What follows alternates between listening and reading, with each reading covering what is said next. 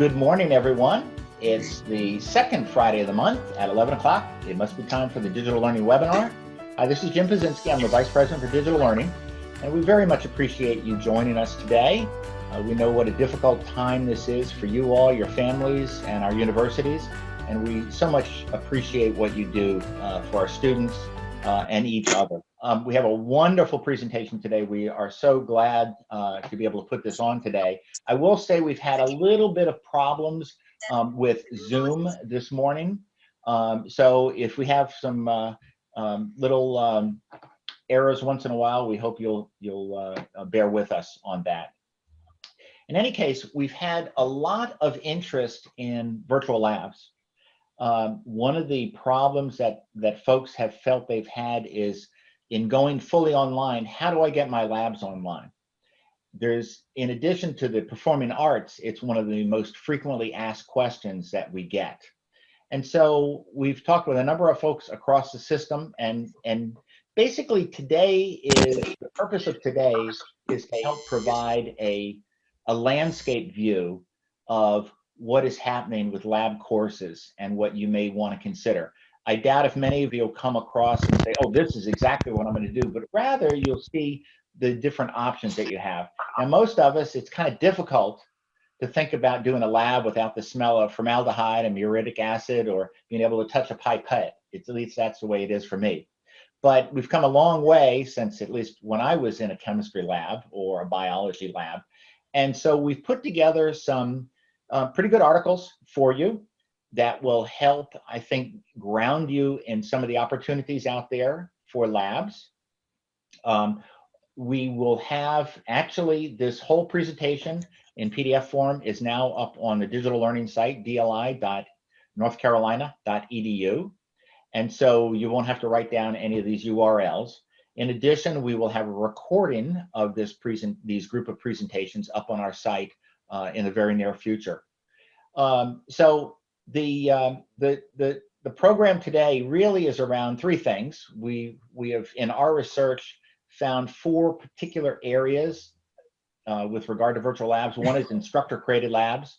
Another is lab kits, virtual labs, as well as simulations, and lots of different providers. So we want to kind of give you a taste of all those areas except the instructor-created. We're not going to go much into that per se today, but we are so pleased to have three panels that are just outstanding. We're going to start with Sarah and Tom from Appalachian State. They're going to touch on Labster and some of the McGraw-Hill products and some of the key learnings that they have had at App State. And then we're going to move into the Delta group and Kathy and John and David and David. And they're going to talk about a couple things. One is some of the key learnings they've had in helping faculty take their physical labs and move them online, some of the tips and tricks.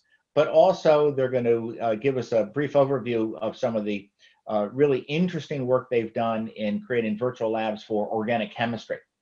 And I believe, and they can talk about this themselves, I believe it's being used at 17 universities across the nation right now. And then we're going to wrap up with our colleagues from Pearson and CNDG, and they're going to talk about some really exciting work that they're doing in virtual labs. What I would kind of describe, and maybe I'm not doing the best of descriptions, of kind of a Second Life version here. So I think you'll really enjoy that too.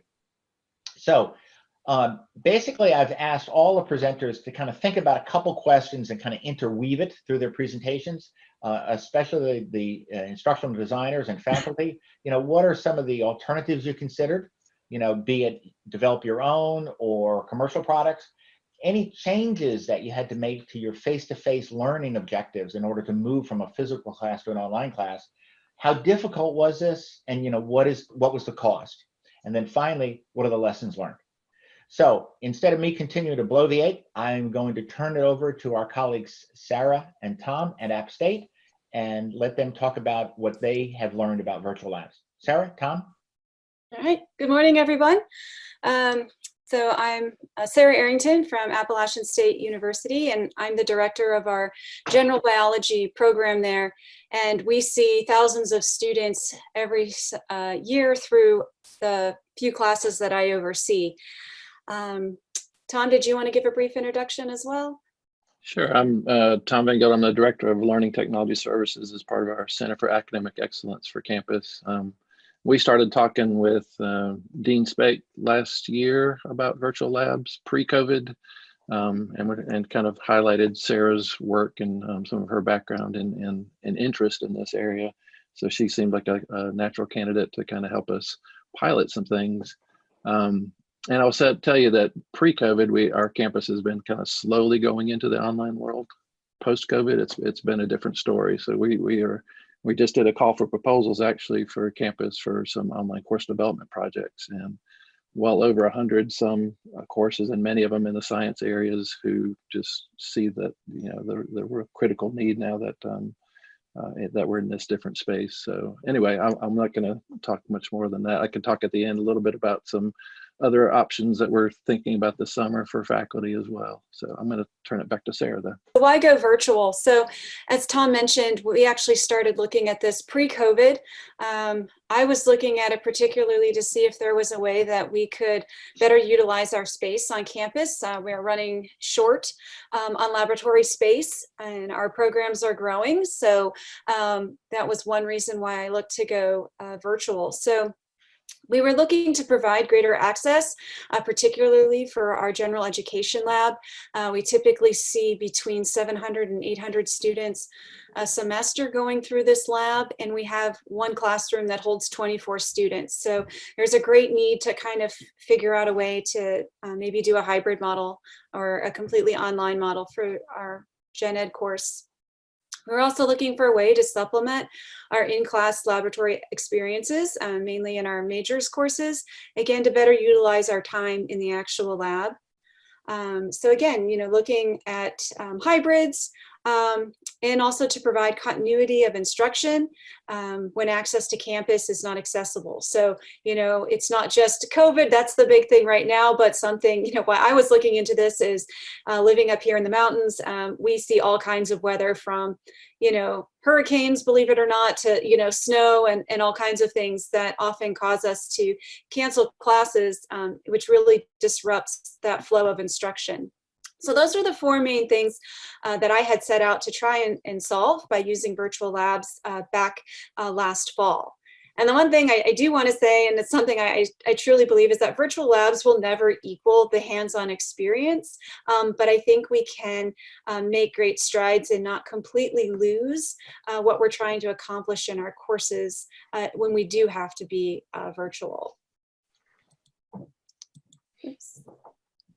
Okay, so this year we really set forth to do a pilot with Labster. So we started using Labster virtual labs back in the fall, and this was a year-long pilot. It covered around 290 students in the fall and approximately the same amount here in the spring. I tried their labs in both our majors and non-majors biology courses. And we looked at approximately 6 different virtual lab simulations, out of their collection. This pilot wasn't free. It did cost us about a little over $17,000 to do this particular simulation. And then when COVID happened, I needed more access to virtual labs, and thought this was a great opportunity to kind of compare some different things that are available. And so I worked with McGraw-Hill. I had been to a workshop actually at the end of February and had learned about Connect's wide variety of virtual labs for biology. And so we were able to pilot these for free for the last 8 weeks of the semester. We had about 588 students using these labs. And again, used about 6 different virtual lab simulations. So moving forward, looking at Labster, the cost was going to be around $65 to $85 per student, and that was based on using 6 different lab simulations. The one thing I'll say about Labster is that their labs are really, really robust, and I'll show you some examples here in a few minutes. And I think they offer a greater range of lab experiences for more science disciplines and also for different levels of coursework. So I could see Labster being used, possibly into your junior level courses. Connect has 110 plus different simulations currently available. It covers majors and non-majors biology as well as A&P and micro. Their access, you get any number of the labs that they have created. So if I wanted to pull a micro simulation or one from A&P to supplement my majors course, I can do that. So I'm not restricted to the number of simulations that I can use in Connect.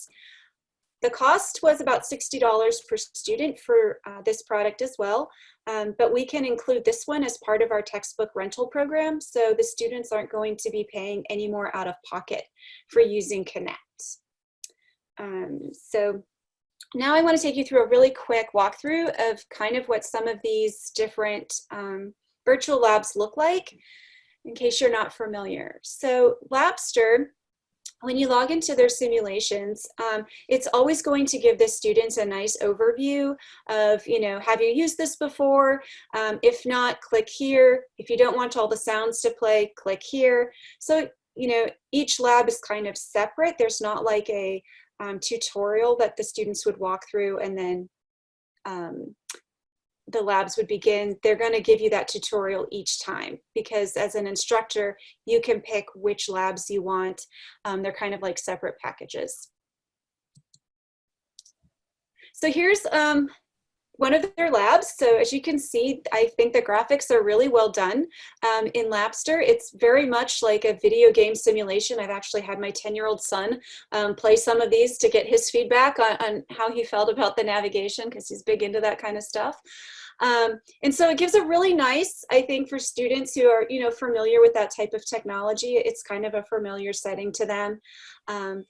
There's these little arrows that show up that kind of tell you how to spin this room around. So it's really like a 360 look. So that's kind of fun for the students. Down in the bottom left-hand corner, it will always give them the instructions about what they're supposed to be doing. And there's also a narrator who's always talking to you as well, saying, okay, now check this or click on this. So it's very guided, you know, as far as, you know, being able to know what to do next.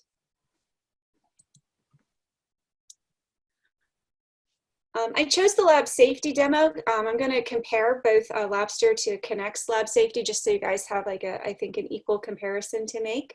One of the things I really liked about the Labster simulation is it included some stuff that's like real science. So like this is the GHS labeling system, which is something we try to get all of our students trained in so that they're aware of this labeling system when they're working in labs and go on to do maybe some undergraduate research. So I was really happy with Labster, excuse me, incorporating, you know, some of these things into their virtual labs. Each of the virtual labs will pause as the student is working through the simulation and actually ask them questions about, you know, what they're learning. So it's not like the students are just clicking through and don't have to actually try to retrieve some of that information from, you know, their learning. So this is a really helpful tool, I thought, for learning. And these scores actually get reported to a gradebook, and you can have it directly synced to your LMS, which is a nice feature. And so the students actually get graded on their performance in these virtual labs. The instructors have the choice of, you know, what grade or how much they want the students to complete for each virtual lab. You know, you have control over the grades. So there's some instructor freedom there. So the next one is the Connect Safety Lab. So just kind of giving you guys a comparison of how these two different platforms have approached this. This is the typical template you'll see when you log into a Connect lab for all of their simulations. It's going to provide the students with some key concepts, an overview of the simulation and what they're going to get out of it, and any prior knowledge that they need to have before they begin the exercise. So if this was an actual lab exercise rather than just walking through safety, it's going to show them how they'll take a particular measurement, maybe read a meniscus on a graduated cylinder or something like that. It'll give them a little bit of training here. The other thing I want to point out about Connect, you'll see the ADA compliance little symbol up here. And this is one thing I really appreciated about Connect, is that all of their labs are ADA compliant. And the students are introduced to this when they do their introductory tutorial into the Connect labs. So they know how to kind of navigate this if they need assistance, especially visual assistance. When the students come in, again, you see a nice little virtual lab here. And how Connect is set up is it gives the students instructions here in the right-hand panel. So this is kind of like their lab workbook, if you would. So if you're used to using like a lab manual in your class, this right panel over here is basically your lab manual. And it's going to walk the students through what they need to do step by step. Down across the bottom, you'll see that they can click on the methods button, and that will give them a detailed list of all of these instructions kind of laid out in a very plain text kind of format. The students can take notes while they're doing their simulations, and that will get reported in their final lab report. If they mess up, they can reset. So they have lots of different options here as well. Similar to what we saw with Labster, the Connect labs are also going to pause the students as they work through the simulations with pop-up questions.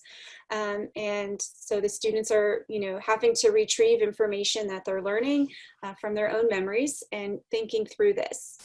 Connect is really designed for students to, as a learning activity more than an assessment activity. And so, basically, the grades from this are going to be reported as completion rather than correctness. So the students always get opportunities, like if I would click on the wrong answer here, they're going to give me the opportunity to go back and get it right. So again, the focus with these Connect Labs is more on formative learning and not so much your assessment. Now, Connect has built in also, they've put a lot of time into building pre and post lab questions, so you can do that summative assessment as well. But while the students are actually walking through their laboratory exercises, they're going to be just asked these formative questions. At the end of the simulation, again, there's going to be some type of summary questions that the students are going to be asked just to make sure that they got the overarching goals of the lab. Since this was a really basic safety lab, there's not a whole lot of questions here. So you can see there's only one part in this phase. And then once the students have completed all phases of their lab, it's very clear. They get this big yellow box that tells them that they have finished. There will be a report over here of everything that they've done. So again, this is a really basic one, so maybe not the best example, but I was trying to do a comparison. So if they've done graphs or collected data throughout their lab experience, that will show here.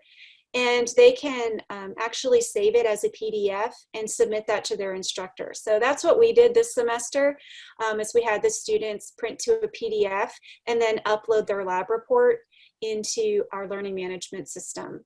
And you can see like the student's name will be present on that report, so you know it's theirs.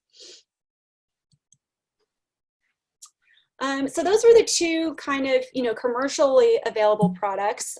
Something else I wanted, if I've got a few minutes here, is I wanted to just walk through real quick a couple additional like open resources. And so Lab Exchange has been one of my favorites as I'm looking, for different alternatives. And so this is an example of their micropipetting. So if you're looking for something for biotechnology, they have a really great setup for it that allows the students to do a lot of things. What's nice about this pipetting exercise compared to the one in Labster is that this one you can select if they're a beginner, an intermediate, or an advanced user of a pipette. So if you wanted to use this in Gen Bio, you might select the beginner, and then if you wanted to use this similar exercise for maybe your molecular class, you could do the advanced, and then they wouldn't have to walk through all of the really basic stuff. But this was a really great simulation. It's free, and you can actually build it into a pathway So you could actually send the students to Lab Exchange and walk through a bunch of, videos, simulations, and even some, multiple choice questions. So there's a lot here if you haven't explored Lab Exchange. I found this to be a really nice resource. And then I just took a quick screenshot here showing you what the beginners kind of interface looks like when they do the pipetting exercise. So it walks them through all these different things, and they'll click on it and it'll explain it. They get to kind of predict the size of the drop when they use their pipette, which I think is really important. We all know who've used a pipette, the fun with this and teaching people how to use it for the first time. So I really liked this simulation. And then the last one I just wanted to bring to everyone's attention. I had worked at the community college here in town before moving to App State, and was introduced to the NC Bio Network. And they also have a lot of great free resources available. So there's, this is a kind of a fun, also pipetting simulation where the students actually get to be a QM inspector, and they get a certificate at the end with a percentage of how well they did. So I think I got an 85%. So it's really picky about what you do. So that one was kind of fun. And then another big thing that I think a lot of instructors are like, oh, how do I teach my students how to use a microscope? And they have some really nice free exercises that students can work through there. So lots of options, and I'm just touching the surface of what's out there. So, how do you decide what to go with, I think is a really important question to start with. So first of all, who is your audience? Are you looking at non-majors? Are you looking at, first-year science students? Are you looking at your advanced, molecular biology juniors? You really need to look at who you're working with. Are you looking for your simulations to be a supplement to your hands-on activities? Or is this going to have to function as a standalone learning resource? And if so, how robust does that need to be to accomplish your learning goals? Third, and maybe I should have made this first, are the products accessible? So thinking ADA compliance is really important. I did have a little bit of an issue with Labster. In the fall, I had a student who was colorblind, and we were doing a macromolecules lab that was all based on color, and he really struggled with that. And so I'm not really sure, I don't want to speak for Labster, but I'm not sure where they are with their ADA compliance, where I know for a fact that Connect, that has been at the top of their design, is making sure that they're ADA compliant. Making sure the software application requirements, do the students have to download specific software or other things? One thing I will send a word of caution, as most of you probably know, Adobe Flash is going away in December. And so as you're looking at incorporating some of these virtual labs, making sure that they're not based on Flash, which unfortunately the one exercise from NC Bio Network is, that one with the pipetting, is a Flash-based exercise. So just something to be mindful of as you're kind of looking at the free stuff in particular, because a lot of that really good stuff is really built on Flash. So just be careful. And then looking at your budget, right? Some of these virtual labs are really expensive. For us to have moved forward with Labster and using it at the capacity I needed it to was just not fiscally viable for us. Where things like Connect, I was able to get into our digital rental program, which made it feasible for all parties. So looking at that, and who's going to pay the cost of the virtual labs? Is it going to be on the students? Is it going to be on the institution? So just looking at those types of things as you move forward. And I think that's all I have. I hope I didn't go over on time too much. And then just some contact information. If you want to know more about these things, you're welcome to contact me directly. And then there's some links to those different resources. Sarah, that was wonderful. Thank you so much. I can almost feel the pipettes and smell the formaldehyde. So that was wonderful. I think we'll hold questions since we're running a little bit late to the end. I'm sure some people will have some, and I definitely have a couple. But let's go ahead and move now on to our colleagues at the Delta program over at NC State. And David, would you like to start up? Unlike sort of what Sarah was just talking about, we're actually going to focus on some things that we've learned and tried to share as we've been helping our faculty move their labs to online versions a little bit, obviously, in the spring, although frankly, most of them had to do that themselves, and then into the summer. We reached out to, we, meaning our Distance Education and Learning Technologies group at NC State Delta, reached out to summer faculty to offer support with really the idea of what can we do to help quickly. So it wasn't building new things, it was helping people to figure out solutions. We did that in several ways. Some of them were sort of reactive, asking the associate deans or department heads which courses needed help. But we also proactively emailed faculty, both in large enrollment and specifically what we're going to talk about today is proactively we emailed faculty teaching labs. So we worked with R&R to get a big course listing. And then David Treadwell, who's one of my colleagues on this call, did a fair amount of number crunching and spreadsheet sorting to figure out who to get in touch with. And he, Kathy, and John Gordon, so that's the other three folks that are on the call, really led our efforts to try and help faculty with online lab delivery over the summer. And the first thing I want to do is allow Kathy to talk a little bit about sort of the instructional design advice we have been giving faculty as they've been figuring out what to do this summer. So Kathy, take it away, and I'll advance your slides for you. But you're muted. Learning as we go, learning by doing, love that as an instructional designer. So good morning, everyone. Thanks, David. Delta, as David said, Delta worked with Dr. Maria Gowder-Williams to create virtual labs for Organic Chemistry 1 for pregnant and military students who couldn't enter the physical lab well before COVID-19. But in March of this year, all of our students pivoted into those virtual labs to complete spring semester. We still needed to provide labs for Organic Chemistry 2 this summer without access to the labs. So I'm going to share a few tips that work for us and that we're applying to all faculty that are dealing with labs.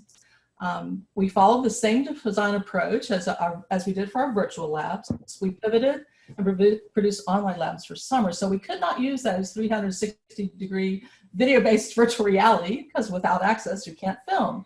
So we instead used existing videos that we had. We created new instructor videos that they did in Zoom sometimes, and then also narrated PowerPoints, making use of some online tools to create a chemistry setup as an animation for those PowerPoints. So the first thing we think about is separating that in-person lab. Don't look at it as the whole lab, but separate it into its component parts. I'm going to talk through these. Pre-lab, the pre-lab, where you can have a lab overview in our VR. That's the TA at a whiteboard. But what we did, and this is a cool tip for you, is we engaged all of the TAs who are going to be teaching this summer to create one of the many labs in Org Chem 2, and they each are responsible for creating their own pre-lab as a narrated PowerPoint. They also do the experiment as a narrated PowerPoint. So that's a tip for replacing the video. Quick down and dirty tip, instructional design tips. We have existing videos, smart videos, and we'll share that link with you, that we can still incorporate. We incorporate them into the virtual reality labs, but we also use them in the summer class that are these narrated PowerPoint labs. Serves the same purpose. We kept the same learning objectives and the same assessments. So when you get to the experiment, you really need to re-envision that. Stop thinking about, oh, I have to go to the hood to get the chemicals. I have to walk over here to do that. We cut all of that out in the VR, and we did the same thing with the PowerPoints. We were able to create the perfect lab. We're not trying to address what happens when there's an accident in a lab. We go straight into the best experience for the student to minimize any branching. We do have those accidents included in the smart videos for instruments, equipment, safety, to make sure that students know what they need to do when they are in a physical lab, and also know how to use those instruments. Okay, so for analysis, In our VR labs, we have the TA go through the experiment with the student. And in our summer labs, so with the face-to-face course component, since it's all together, we're actually going to do those as Zoom sessions where the TAs are talking the students through the work that they did. As I said, our assessments have remained the same. The pre-lab assessment is simply a quiz based on the information that they've learned. And the post-lab assessment is a little bit different because in that experiment itself, we created a case study approach. In addition to going over the procedure and walking them through the equipment and instrumentation and the techniques that happen, they also get the data that they will then use, pull out, and do all of the calculation and the analysis and turn it in on their worksheet. That's it in a nutshell. So you'll notice that some of that depends on some production of videos or production of other things. And my colleague, John Gordon, is the associate director of our instructional media production group. He has done he's done a ton of video over his life, but in sort of the last few weeks, I think what he's had to turn his expertise to is helping those faculty who need to shoot their own video, short time frame, get it done, do something to get it out to their students. So John, I'm going to let you talk a little bit about that. Thanks, David. I'm going to be really, really fast here, and then I'm going to give you my email in the chat if you want to follow up on anything. And David, if you would advance my slides for me, please. So real quick, your situation is that you have to shoot your own labs by yourself. You have a child or two at home. You have to get your class online, and who knows what other demands. So time is of the essence. So at this point, we redefine perfection and throw that out the door for now. Only for now, but throw that out the door. And I can't tell you how many times that keeps on coming back to that. A couple of really quick technical tips. Don't distract the students from the learning. So believe it or not, the audio is more important than the video. My quick recommendation on audio is that you have a separate mic away from the camera. But if you can't do that, try to get the camera as close as you can to your voice source. Get away, if you can, get away from any distracting sounds in the lab. But if you can't get away from it, just tell your students right up front those sounds are in there. And once you tell the students that the sounds are in there, they're no longer distractions, but you have to point those out. Real simple, turn the autofocus off on the camera. That's the other distraction. The camera keeps on focusing in and out. If you can, review the footage after you've shot a sequence, look at it and find any problems. You're going to deal with the problems one way or another. Better to deal with them in the field if you can. This second point seems very minor, and I wish I could go into more details here, but I cannot. But I want to emphasize this is not a minor point. Editors edit. So if you can possibly find someone to edit the videos for you, send that off and let them edit it. And I've got a lot more to say on that, but I can't do that right now. But that's an important point if you can do it. And I have some ideas how you might be able to do that. By the way, we have targeted our comments to universities that have very few to almost no facilities available to them. Unlike we're lucky that we do have staff, but this is targeted to those of you who do not have a lot of resources. What is the one thing, So before you start your video, name the one things you want your student to get out of the lab, and then make sure you give it to them. Don't get distracted on side stories. Stay to that one thing specifically. Rather than doing a 15-minute lab, there's probably 3, 4, 5, 6 points in there. Break up the videos into those. I'm sure most of you already know that. You've probably been doing online learning a long time, but you tend to forget it. If you have 2 things, make 2 videos. Next slide, David. This is specifically a technique for shooting how-to videos. So assuming this will only work for how-to videos, but assuming that's the situation that you were in the lab, my recommendation for getting a fast and easy to edit video is to shoot the entire video 4 minutes, 5 minutes. Try not to do 15. Shoot it all in wide shot. Again, with a good separate microphone, not on the camera. And use that microphone to record. I called it key audio. That's a bad word, but it's your primary audio, your teaching audio. Then go back, keep the microphone on, shoot the same wide shot a second time, but no talking this time. Actually, I guess you could take the microphone off, but the point is no talking. And then the third time is really, you don't go through the entire lab, but you do a series of close-ups.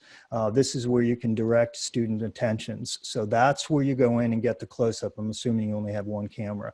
That's where you get your close-ups. The graphics and call-outs come later. That doesn't really make sense in this connotation, but when you're shooting. And if you shoot those 3 ways, when your editor, who you're going to go out and find and get to edit this, students would love to do this for a small amount of money, I have a feeling. Those videos will come together very quickly and very smoothly. And finally, be your best self. Be honest with yourself. Be your genuine self. Something happens when we put a camera on ourselves and we suddenly want to become something that we are not. So try to keep in mind, be your best self. Just try to concentrate on doing your teaching and try to get that video stuff set to someone else. By the way, I missed this point. If you can have someone help shoot your video, that would be so much more helpful, so you can concentrate on teaching, which is what you want to do. I'll make sure that my email is in the chat, and thanks for listening. How'd I do? Oh man, I was trying to do this in 3 minutes. It took me 5 minutes. Wow. Bye, everybody. All right, last little bit on video. David Treadwell is going to talk briefly on some things you can do once you have a video to make it a little more interactive.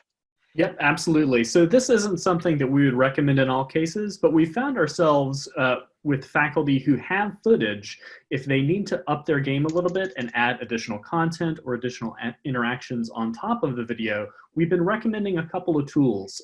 We've been looking at PlayPosit.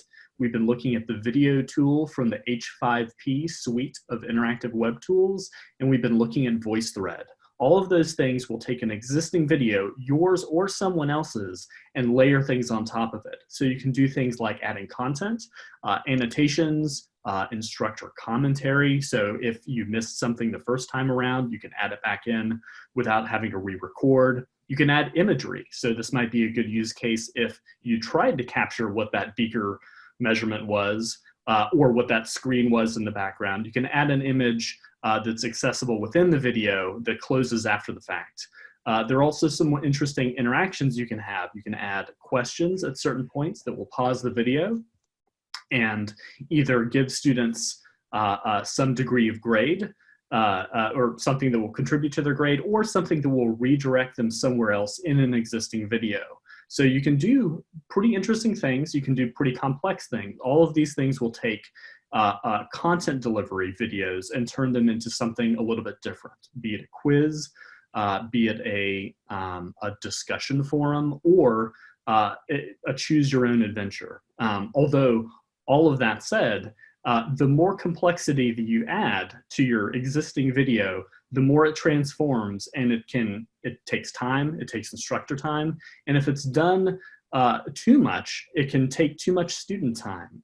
They can always restudy these, and if there are too many pauses within a video time frame, it can make reviewing material a lot harder. So use with caution. All right, thank you, David. And just as a last little thing, we don't have time to do any sort of a demo. I know we want to get on to the CNDC folks, but the VR labs that we developed for organic chemistry are available for free, available to use. They are posted at the link that you see. You can download this. Kathy also dropped some stuff in the chat, but Maria would be happy to have people using her labs. And now I'll turn it back over to Jim and the others. Wow. I'm just blown away. I mean, I would love to follow you around for a week or two or a month because there's just such a wealth of information here. And we should really think about devoting another digital learning webinar to these faculty tips and tricks. I think it'd really be better. I know I learned a lot today. I'm going to be watching this recording several times, so I appreciate y'all doing this today. So Dolly and Ben and Bill and Annie, our CNDC folks and Pearson folks, we'd like to turn it over to you now. Hi everyone, good morning. It's actually afternoon where I am, calling in from London.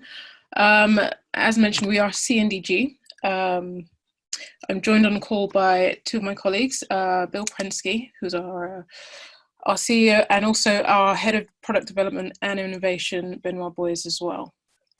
So keeping in mind that we have very limited time, I'm going to give a brief overview of what we do and then hand you over to Benoit, who will be able to demo for you quickly how it all works and what the student and the instructor experience is as well. I'll also drop my email and our website in the chat if you'd like more information on anything that we've not been able to cover today. So let me dive right in. CNDG, we design and provide online and networked virtual training environments that can be made available to students at any time of the day. Our courses are designed to give students an interactive learning experience so that they wouldn't, well, experiences that they wouldn't ordinarily have, or where real life situations might not make it possible. So this can be based on a number of factors, such as the recent school closures due to lockdown. It can also be based on the unavailability or insufficient teaching resources, or simply just as a way of allowing students to experience things or experience scenarios that they wouldn't normally be able to. And we'll show some examples of what I mean shortly when we do the demo. So we've been running our courses at various institutions across Florida, and currently have close to, or actually over 10,000 students going through our labs each year. Now the cost to the students varies depending on the offerings, but are no higher than traditional course pricing. It's, this will probably lead to an additional conversation, but it is a case-by-case basis. And depends on a number of factors, so it's not easy to kind of break down that course pricing. But our courses are either offered as standalone courses or can also be bundled as part of a textbook. And again, this is part of a larger conversation that we can have depending on what the needs are of the faculty. The course ordering, sorry, the course offerings that we have available now are introductory biology for both majors and non-majors, liberal studies, forensic chemistry, environmental science, micro and macroeconomics, and we currently also have under development anatomy and physiology, supply chain, operations management, and physical sciences as well. So that's a real nutshell, very quick intro to what we are and what we do and what we offer as well. So I'm going to hand it over now to Benoit, who's going to share his screen and take you through a little demo to show you what it all is. Hello everyone. I'm also living in the UK. I hope you're not going to be too distracted by my accent. I'm actually a French speaker originally.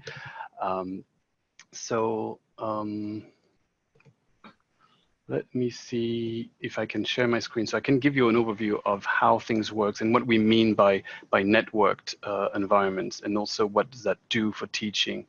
So you should now see my screen. Now, probably a lot of you have heard about Second Life, the platform. It has existed for almost 18 years now.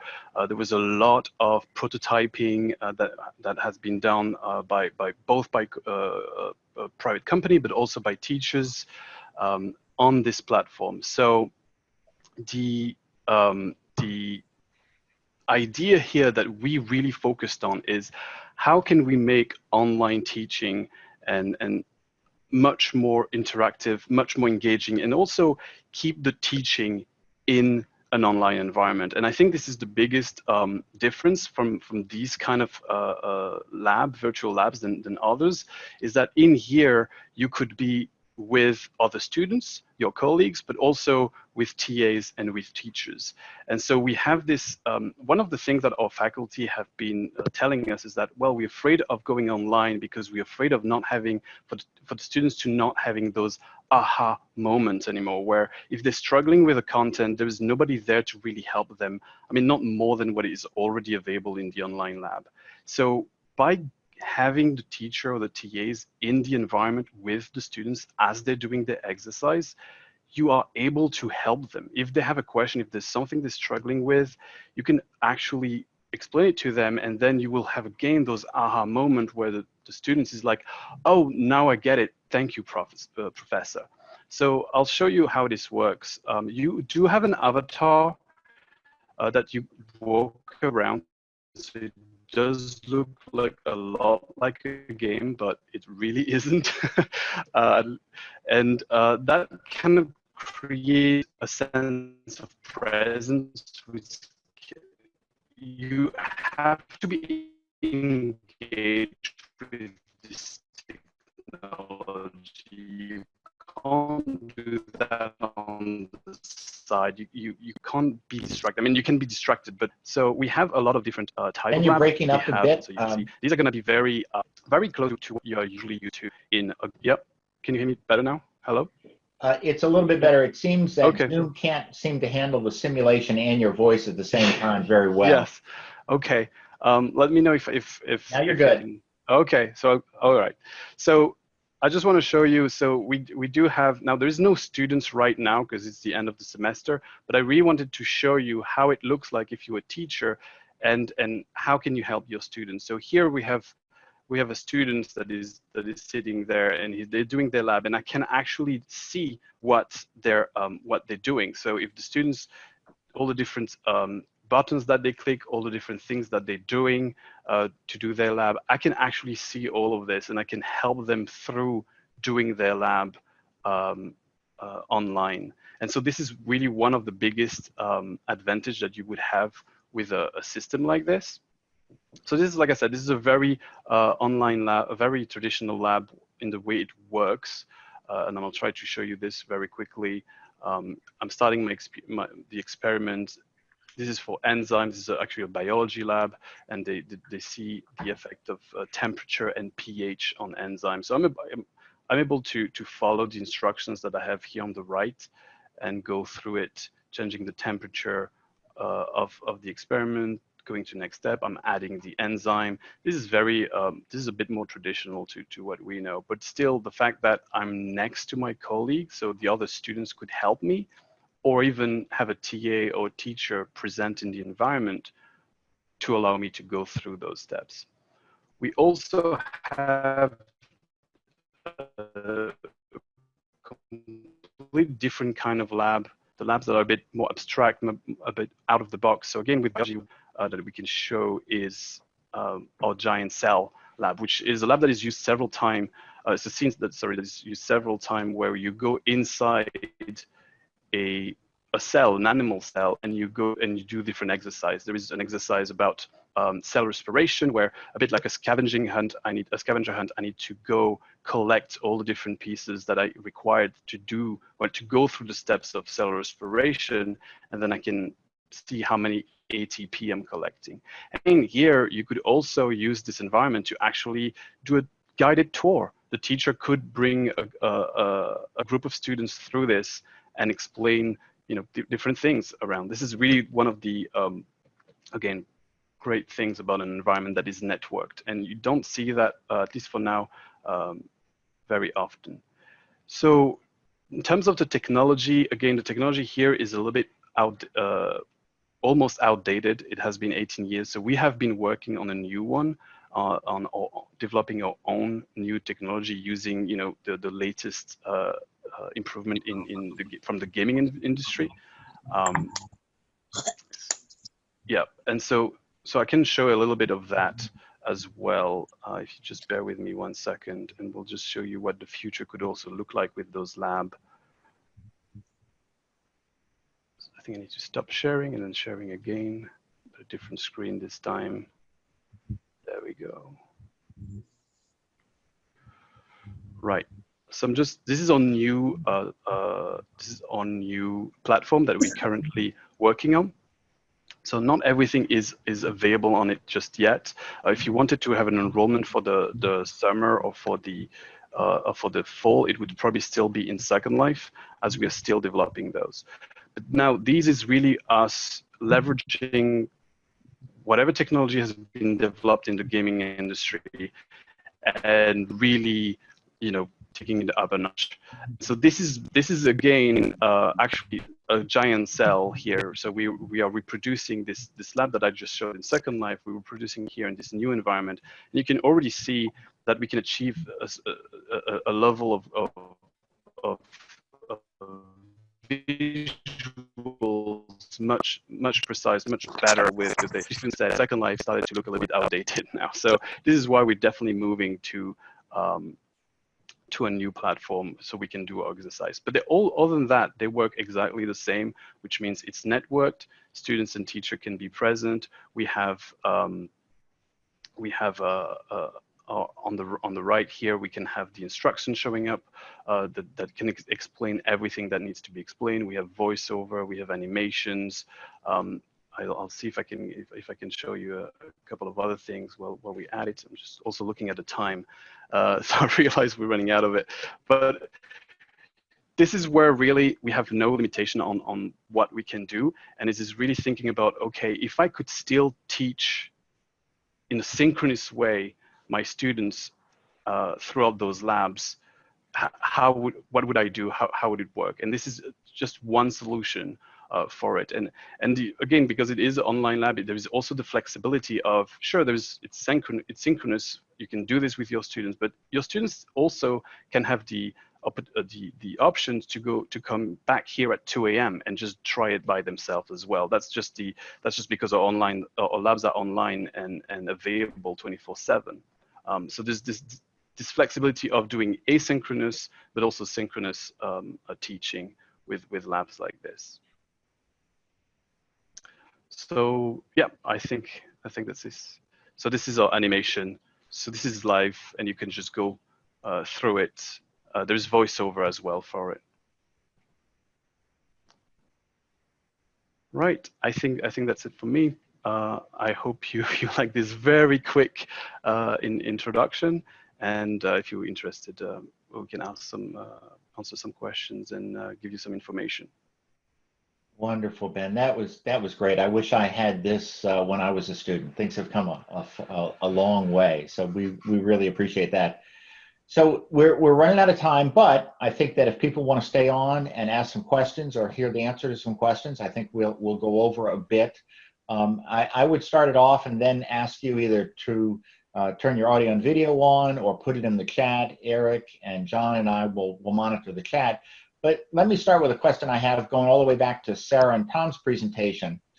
Sarah, if you're still on the line, the question I have is that you said that the McGraw-Hill, I'm assuming because it was a traditional textbook publisher, you were able to have the students get that through the bookstore, and therefore it could be in student aid, et cetera, et cetera. But LabStu were not.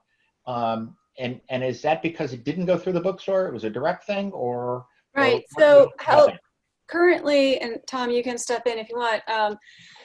Currently, like Labster, it's a student pay direct kind of thing. And so I had asked them if we could get it, through the bookstore, but the person I was talking to, didn't really know how to do that, or I don't know, that conversation didn't go very far. And I said that was one of the big hiccups for us because we did not want to put the cost on the students.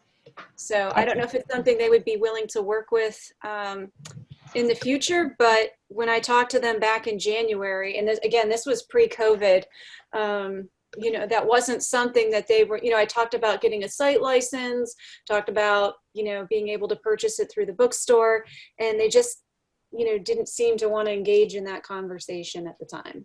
Gotcha. Okay. Yeah, and I think we're one of the few schools in the UNC system, maybe only, that have as part of the tuition and fees pays for the textbook rental program through the bookstore. So the McGraw-Hill offering that Sarah used was already an offering in the works through the bookstore. Mm-hmm. Very good. Well, thank you, Sarah. Thank you, Tom. Are there other questions? We have, gosh, the chat was really, really robust today. So it's kind of hard to go through, 100+ different chat messages. I was going to mention too, Jim, that we're looking at Online Learning Consortium has a kind of a science lab mastery series. We're looking at putting some faculty through that this Oh, semester.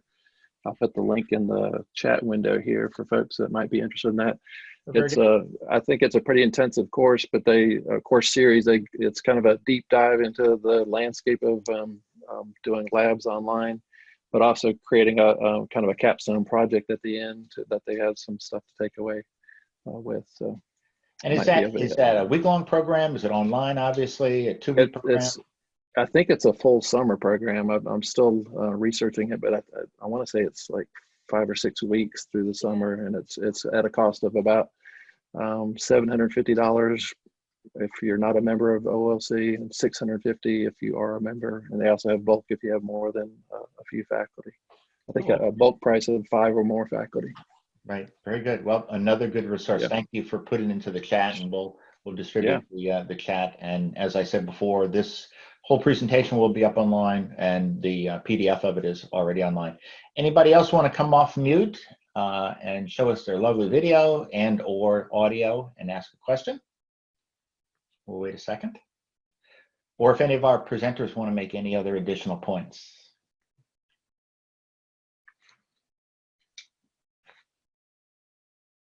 May I ask a question?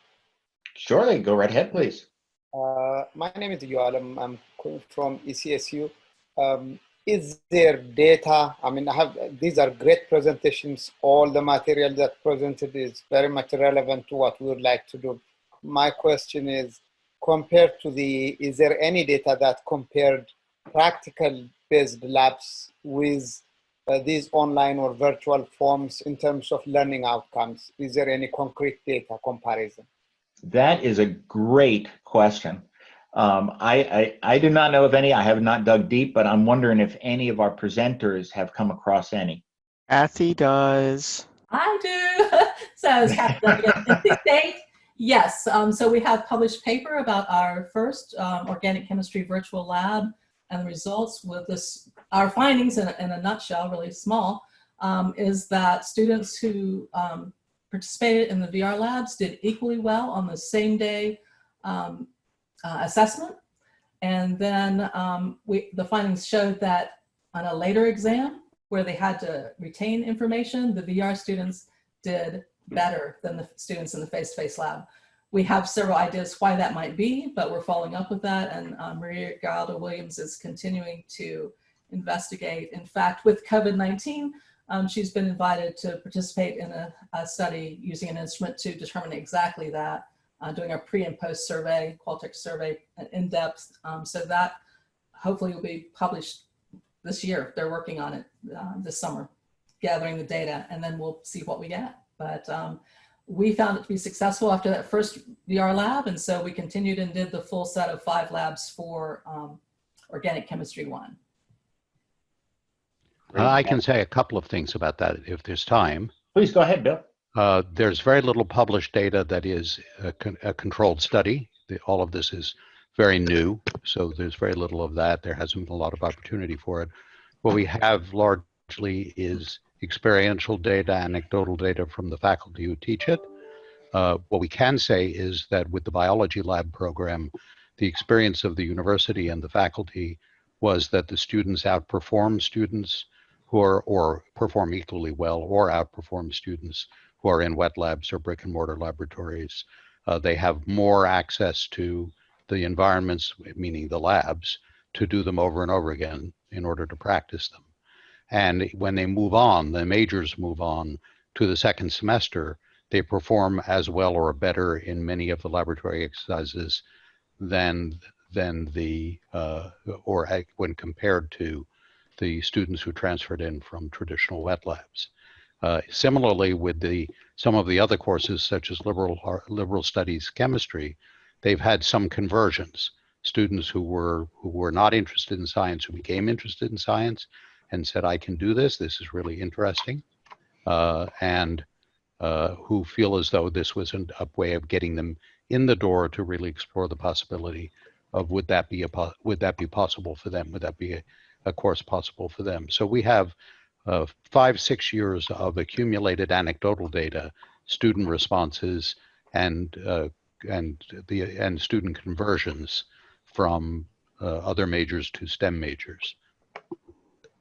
I would like to add one thing to that, if I may. And just in saying that on the conversion note, one of the important things that we did in our virtual reality labs, it's a video based, so we use the real TAs, and we have diversity across nationality, across race, across gender, all of that, so that the student who's in a first person point of view experience in that virtual lab, it only sees lab gloves and a lab coat. You never see anything to identify that individual, and the TA in front of them, each lab has a different TA, and we're hoping that we hit someone that student can connect with and say, oh, I can see myself as a scientist. So that's great. The conversion rate is awesome to hear. Thanks for sharing.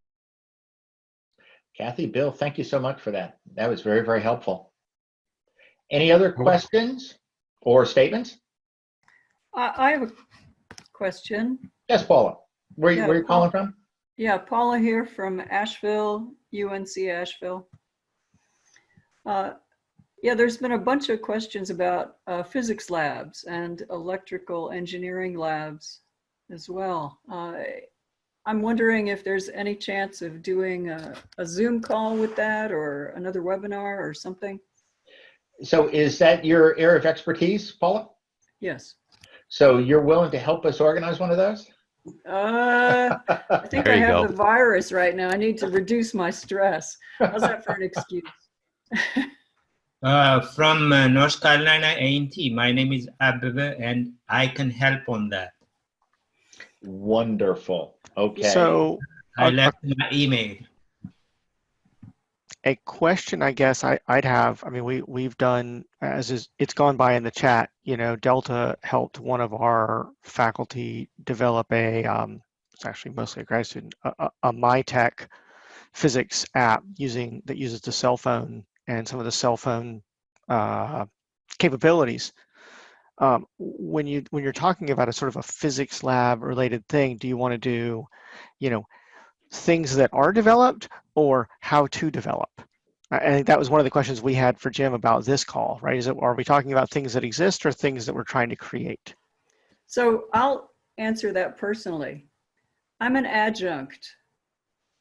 I'd like to get something that's already created. Okay, that's what I thought. That's what I figured. I just wanted to make sure we were asking the right question.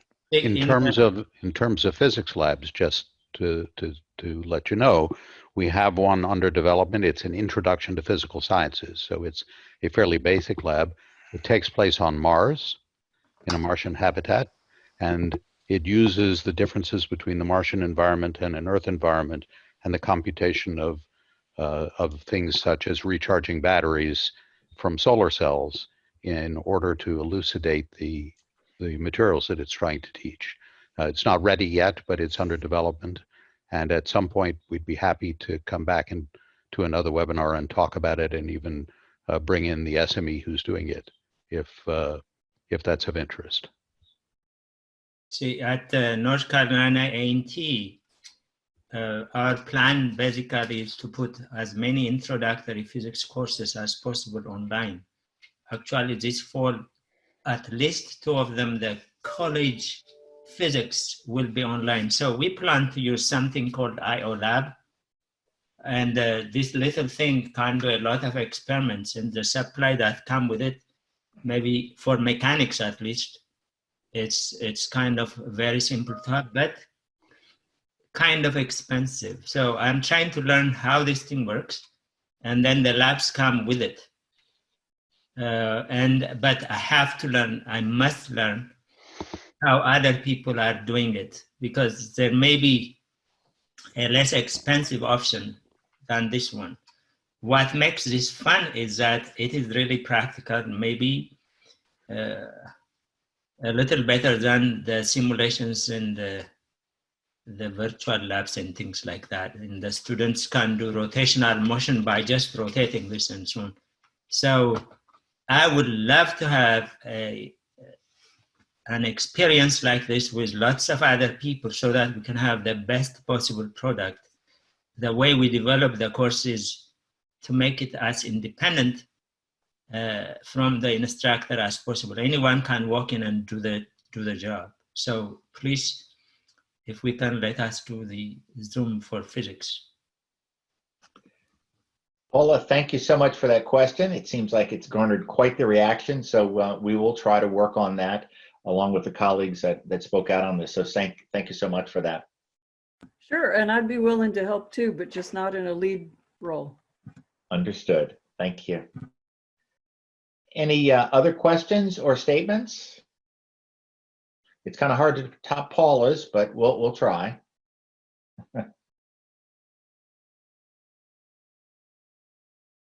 This is Daniel Autry, Fayetteville State. I have a question regarding accreditation.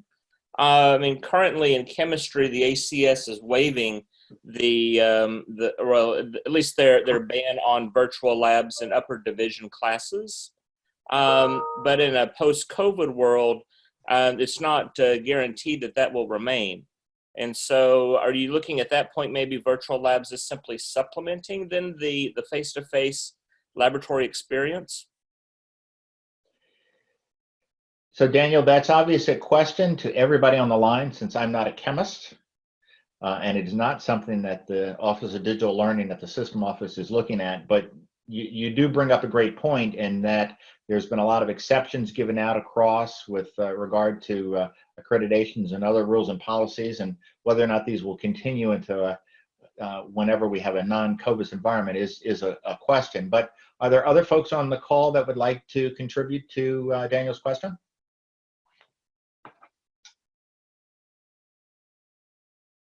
So, Daniel, this is David Howard at NC State, and I don't have a great answer for you, but I guess what I would pursue is a conversation with is it ACT, is that right? About what the specific objectives are that they have for these labs that they say cannot be virtual, and how do they, what assessments of mastery would they accept, right? And then it doesn't become an argument about whether the lab is virtual or not. It becomes an argument about whether you are appropriately assessing the skills and knowledge that students need to have. And I mean, I think that that's really true broadly, and we've seen SACS moving a little bit in that direction. We've seen a variety of places moving in those directions, and it's slow and it's hard because it's new. But I think that that's the conversation that we need to urge our accrediting bodies to have.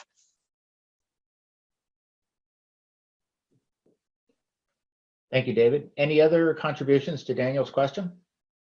Very important. Daniel, this is Mike Hamburger at Appalachian State. Hey, Mike.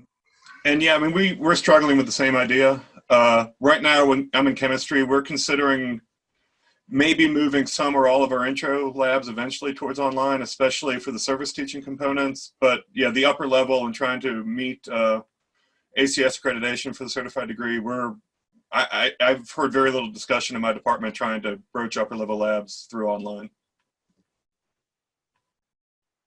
I think it would be quite, I mean, I think it's a challenge enough doing it for the lower level courses at the moment.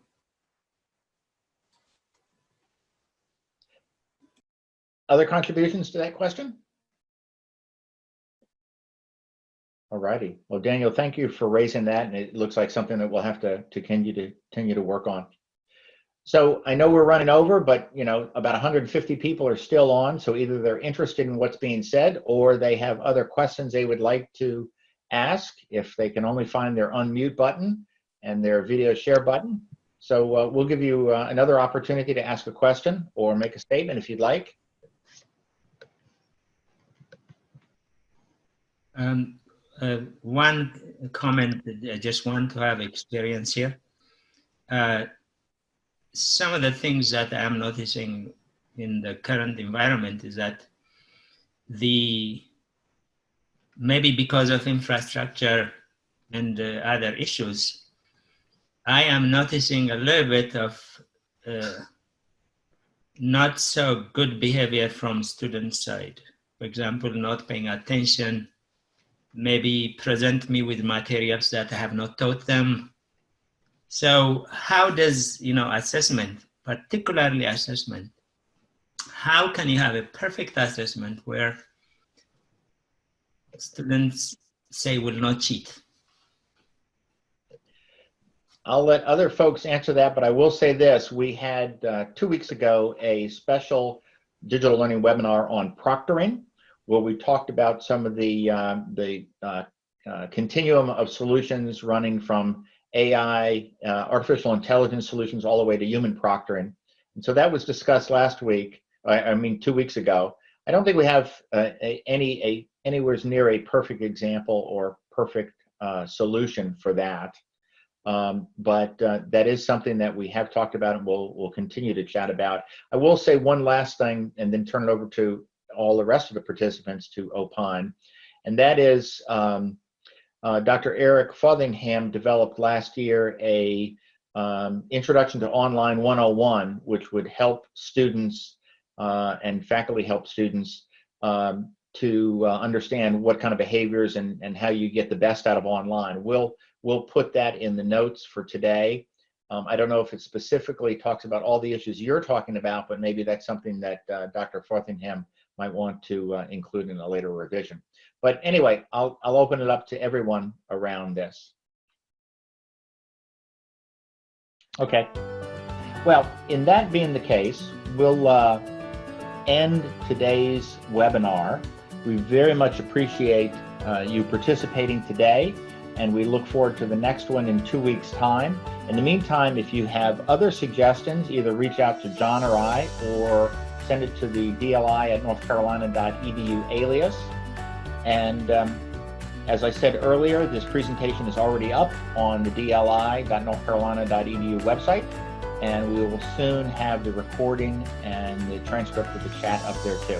So in the meantime, we hope you all continue to do well, and we really appreciate you joining the conversation today. And we really appreciate that all that you do for each other, faculty, staff, and students, as well as your universities. Thank you so much. Stay well, y'all. Bye-bye.